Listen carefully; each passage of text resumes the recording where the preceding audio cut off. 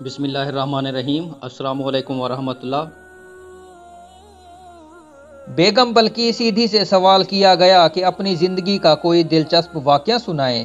بلقیس ایدھی نے ہنستے ہوئے بتایا کہ ایک دفعہ وہ اور ایدھی صاحب ایک پرائیویٹ کار پر سکھر جا رہے تھے، ایک شادی پر۔ رات کا وقت تھا۔ اندرون سندھ سے گزرتے ہوئے ایک مقام پر کچھ ڈاکو راستے میں آ گئے اور ہماری گاڑی روڈ سے اتار کر کچے میں لے گئے۔ وہاں پہلے سے کچھ گاڑیاں کھڑی تھیں اور ڈاکو لوٹ مار میں مصروف تھے۔ تھوڑی دیر میں ایک ڈاکو ہماری طرف آیا اور ڈرائیور اور ایدھی صاحب کو باہر نکلنے کا کہا۔ ان دونوں کی تلاشی لی اور جیب خالی کرا لی۔ اچانک ایک ڈاکو کی نظر ایدھی صاحب پر پڑی اور غور سے ان کو دیکھنے کے بعد وہی ڈاکو جلدی سے ایک جانب کھڑی جیپ کی طرف گیا اور ایک شخص کے ساتھ جلدی واپس آ گیا۔ اس شخص نے ٹارچ کی روشنی ایدھی صاحب کے چہرے پر ڈالی اور پوچھا، آپ عبدالستار ایدھی ہیں؟